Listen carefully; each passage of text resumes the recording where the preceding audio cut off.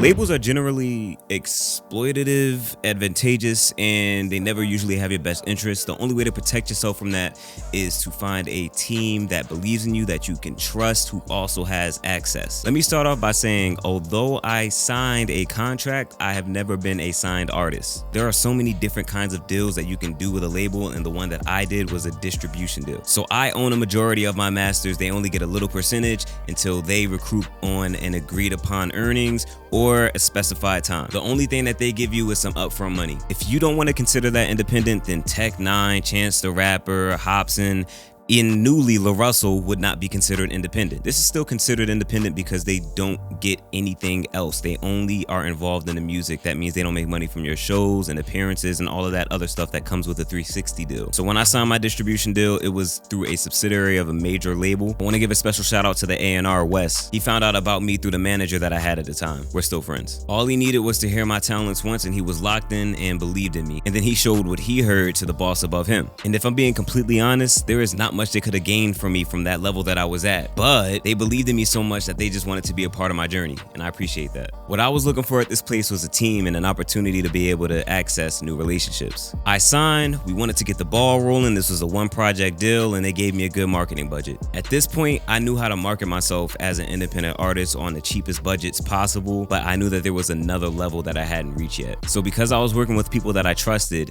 I knew that they would give me guidance and give me access to avenues that I could market myself that I didn't know before. Now, you guys know I don't consider myself a YouTuber because I don't feel like I put in the work to deserve that title like a lot of my peers. I've also never been a reaction channel, but somehow UMG still found a way to fuck me over royally. If you didn't know, UMG has control over most labels in the world. In fact, most of the independent labels are under them. Around Christmas 2023, they heard people were working really hard and they were like, "Get them banned. Get them banned. We don't do that here." Oh, now I'm pissed. They fired half of the industry. And guess who was first on the chopping block? The A&R and the label head who believed in me. And guess who they were replaced by? People who didn't know who I was or gave a fuck about my art. Months later, I had a Zoom meeting with these people after my project The internet is a terrible place. was complete. In this meeting, I asked them what would be a good time with their resources for me to be able to drop this project. I even highlighted that I wasn't in a rush. Yet and still their answer was 1 month. Now mind you, we had no press, no interviews, no visuals, no marketing plan at all lined up, but they misled me by insisting it was more than enough time. So I gave them the project, and a week later with no updates, I'm like, okay, well, I have the music, it's done. Let me at least try to figure out some way to spend this money. I'll do visuals. I introduced them to the director, pitched the idea. They thought it was absolutely a great idea. Broke down the costs. They were like, okay, we're willing to fund it, that's great. Then proceeded to tell me in order to get paid, it would take 60 days. My stomach dropped. I was told to release it in a month when they knew damn well they weren't going to be able to pay anybody until at least a month after the project is released. Mind you, I found this out 3 weeks away from the release. Long story short, I had to pay for everything on a credit card, and they said that they would reimburse me immediately. It took 4 months for them to reimburse me, so I collected interest on the things that I paid for. I was reimbursed though, but if you do the math, you would know that my release date came and went. The rollout was absolutely terrible and it flopped. The only thing that they did was make sure that one of the songs on the project was put in a new music playlist on Apple Music. This was so heartbreaking because my previous project did amazing for an independent artist. It even topped the iTunes charts, but that wasn't the end for me. The next couple of years, I dedicated so much time to figuring out marketing for the next time that I did have a budget. And luckily, I worked with an investor, and the only thing that they receive is an agreed upon amount once the song reaches it in earnings. I took this as an opportunity to see what works. Let me start off with the things that were free to low cost. Go on social media sites, go into random live streams if they're playing music.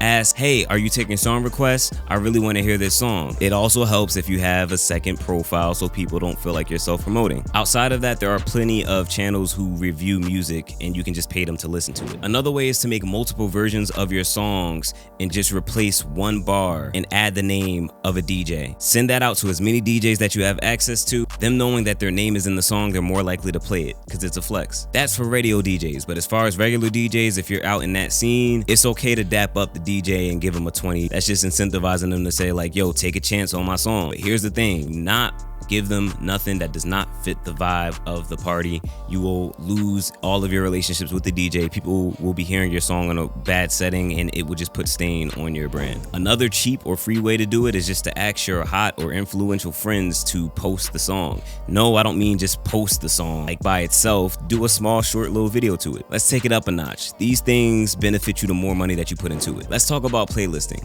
This is the sketchiest part of promoting yourself. There are thousands of websites claiming to be organic and they're going to give you these streams of real people and new fans. It's really just a bunch of clankers. If you pay the wrong sites, you'll have a bunch of streams with no pull. You won't be able to do shows, sell merch, or sell anything physical. And then out of nowhere, your numbers are plummeting. Everybody knows you're a fraud. Now, there are two sites that I do trust for playlisting.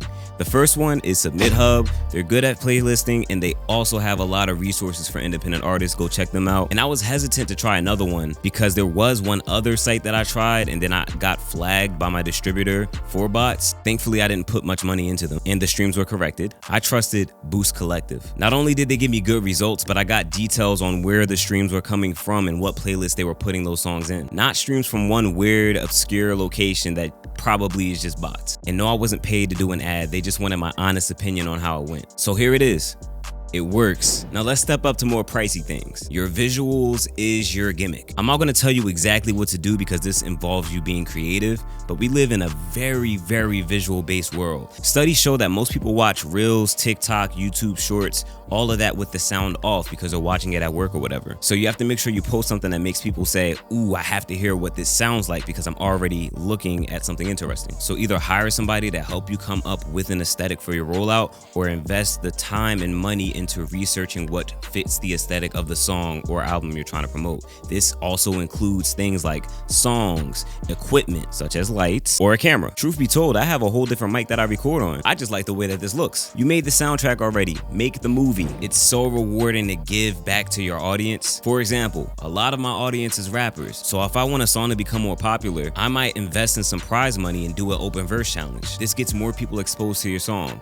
I definitely advise you to look up the mere exposure effect. Another way you can give back to your audience, no matter what kind of artist you are, is by doing giveaways of merch or exclusive content. Something else that works is YouTube ads. Before I understood that Google, the parent company of YouTube, used their money to fund countries that were involved in mass human deletion. If you can't figure out who I'm talking about, sorry I blew it. Maybe the stars will align. I just don't want to get flagged. I paid for YouTube ads on a music video and the results were great. I don't want to get too far into the world of ads because that's a video in itself, but one thing I will say is you definitely have to make sure your visuals are already interesting enough to be pushed to the next people. Try using a post that's already going semi-viral and then put money behind that. This isn't just YouTube or Google. This goes for any social media site that you use, but most of them are evil. Oh, hey, do me a favor if you could. Comment below your favorite way to come across new music. Many artists might come across this video and it might help you get music the way that you want it. Something I did that had varying results that I don't know if I can recommend is paying dancing influencers to just dance to your song. Now, the only bad part about that is you're not working with a company or an entity. Usually you're working with an individual directly, which means you are more likely to get scammed. It only happened to me once. This is the guy's account, which is banned. So I've also posted content with the song not being the focal point of the video. Just let it be in the background and give people the opportunity to naturally feel like, oh, what is that song? I want to hear that song that's back there.